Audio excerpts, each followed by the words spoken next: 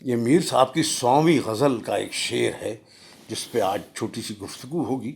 اس سے شروع کرنے سے پہلے میں یہ کہوں گا کہ ایک مرتبہ میں نے کہیں پڑھا تھا، یہ بالکل نہیں یاد کہاں پڑھا تھا، کہ سینٹ پالس کیتھیڈرل جو ہے لندن میں، وہ جو کہ ہم نے وقار حفیظ کے ساتھ اپنے جگر کے ساتھ بہت مرتبہ دیکھا، اور ایک دو مرتبہ اکیلے بھی دن گزارا وہاں لندن میں، تو انہوں نے لکھا کہ یہ کرسٹوفر رین نے جو اس کا ڈیزائن کیا اس میں کچھ آرکیٹیکچرل نئی چیزیں تھیں اور معجزانہ قسم کی، جو کہ ہماری سمجھ سے باہر ہیں۔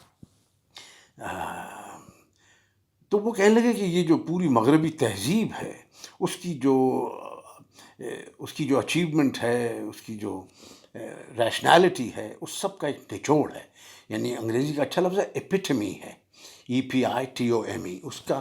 تو اس طرح سے میں کبھی کبھار جب غالب کا کوئی شعر پڑھتا ہوں یا غزل یا میر کا خاص طور پہ، تو میں کہتے ہوئے رک نہیں سکتا کہ یہ ہماری پوری جو تہذیب کی جو ایستھیٹک ہے، اس میں ایک طرح کا نچوڑ ہے، اس کی سوچ جو ہے، اس کی جو پرفیکشن ایک طرح سے جو ہے، شعر کا بھی تو ایک آرکیٹیکچر ہوتا ہی ہے نا آخر۔ تو یہ شعر ایک اس طرح کا ایک تاج محل شعر ہے، جیسے ہمارا تاج محل بھی ہماری تہذیب کی ہے ایک ایپیٹمی۔ اس میں دو لفظ ہیں بڑے کریٹیکل۔ ایک جو لفظ ہے وہ ہے لفظ شوق کا، خوب لفظ ہے صاحب، شوق۔ میرے اکثر دوست جو ہیں اس کو شوق کہتے ہیں، میں بھی شوق کہا کرتا تھا، لیکن اس کو ذوق و شوق جو ہے اس کو اسی طرح کہنے سے باقی چیزوں سے یہ ملتا ہے۔ تو شوق جو ہے غالب کا بھی بہت ہی پسندیدہ ایک تھیم تھی، لیڈ موتیو، بار بار آتے تھے اس پہ۔ آپ لوگوں نے سنی رکھے ان کے شعر، جو ایک میرا بہت پسندیدہ شعر ہے ان کا، اور کہ گلا ہے شوق کو تنگ دل میں بھی، گلا ہے شوق کو تنگ دل میں بھی، جیزس گلا ہے شوق کو دل میں بھی تنگی جا کا، کیا کہنے، گلا ہے شوق کو دل میں بھی تنگی جا کا، گوہر میں محو ہوا اضطراب دریا کا۔ اس پہ بات اس وقت میں نہیں کروں گا، کسی دن ضرور کروں گا، I love to talk about this. اور وہ شوق ہر رنگ رقیب سر و سامان نکلا، جو موجی اور ہم اور طاہر وغیرہ ہم بڑا ہم پڑھتے وڑھتے نہیں تھے اور اپنی بربادی کو اس کے ذمے ڈال دیتے کہ ہمیں بڑا شوق ہے، الگ کسی چیز کا شوق نہیں تھا سوائے وقت ضائع کرنے کے۔ ہمیں جذبہ بے اختیار شوق دیکھا چاہیے۔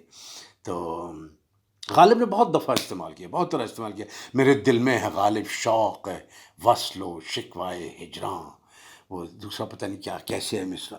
تو یہ دیوانگی، یہ شوق اور یہ ساری چیزیں بہت ہیں۔ ایک ولایت خان صاحب نے ایک ستار کی کوئی 13.5 منٹ کا ایک پیس ہے، اس میں آخر میں جب وہ اپنے کوڑا میں اندر آ رہے ہیں تو اس کو روک کے ایک تار نیا جھنجھنا کے اپنی سر مستی سے ہلاتے ہیں اور بڑے پیار سے ساتھ استاد کو کہتے ہیں کہ یہ میرے بہت خاص شوق کی چیز ہے۔ واہ واہ واہ واہ۔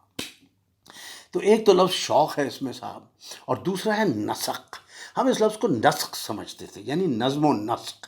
تو نسق لفظ پہلی دفعہ شعر میں ایسے استعمال کرتے ہوئے دیکھا، اور نسق کا مطلب ہے انتظام کے تحت آنا۔ اب یہ نسق کیوں نہیں ہے اور نسق کیوں ہے، اس کی وجہ آپ بتاتے ہیں، یا کیسے ڈسکور ہوئی یہ بتاتے ہیں۔ تو شعر ہے کہ دل میں رہا نہ کچھ تو کیا ہم نے ضبط شوق، واہ واہ واہ واہ، دل میں رہا نہ کچھ تو کیا ہم نے ضبط شوق، یہ شہر جب لٹا تب، یہ شہر جب تمام لٹا تب نسق ہوا۔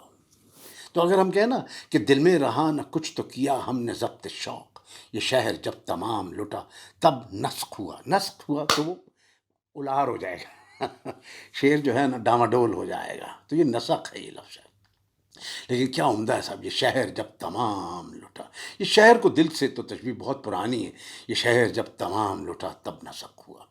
اب سنیے صاحب فاروقی، ہم نے تو کر دی بک بک، فاروقی صاحب دیکھیے کیا فرماتے ہیں، کہتے ہیں ان دو مصروں میں جو باتیں بیان ہوئی ہیں انہیں میر نے کئی جگہ کہا ہے اور اکثر نئے نئے رنگ سے کہا ہے، لیکن یہ شعر ایسا ہے کہ اس پر وہ جتنا بھی ناز کرتے کم تھا۔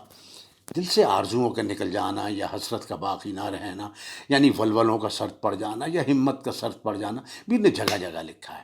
شعر زیر بحث میں دل میں رہا نہ کچھ کہہ کر تمام باتوں کی گنجائش پیدا کر دی گئی ہے۔ مثلا ہمت نہ رہی، طاقت برداشت نہ رہی، جوانی کا جوش نہ رہا، غرض کہ وہ تمام چیزیں جن کے ہونے سے دل واقعی دل ہوتا ہے ختم ہو گئیں۔ یعنی مٹ گئیں یا خرچ ہو گئیں۔ جب ایسا ہو چکا تو ہم نے بھی اپنے شوق کو قابو میں کیا، یعنی اس کا اظہار کرنا ترک کیا، یا شوق ہی ترک کر دیا، یا شوق کو اپنے اوپر حاوی ہونے سے روکا۔ اب اس واقعے پر دوسرے مصرے میں جو رائے زنی ہے، وہ طنز، غرور، المناک انجام کا احساس، ان سب جذبات و کیفیات پر یک وقت محیط ہے۔ یہ سب سے بڑی اچیومنٹ ہے صاحب، ان پہ محیط ہے، یہ اس کے اوپر حاوی ہے۔ یہ ایجاز بیاں یعنی نئی بات کہنا، اور قول محال۔ قول محال کا مطلب ہم نے دیکھا وہ پیراڈاکس، آکسیمورون، شاید پہلے بھی ذکر ہو چکا۔ پیراڈاکس یہ ہے کہ شہر جب تمام لٹا تب نسق ہوا، یعنی لٹا تو آرڈر آ گیا اس میں، یہ ہے پیراڈاکس، قول محال اور استعارہ، میٹافور۔ تو کہتے ہیں کہ ایجاز بیاں، قول محال اور استعارہ سب یکجا ہو گئے ہیں۔ یہ ہے اچیومنٹ۔ شہر دل کا تلاطم اس وقت ختم ہوا، اس پر نظم و ضبط کی حکمرانی تب ہوئی جب وہ تمام لٹ گیا۔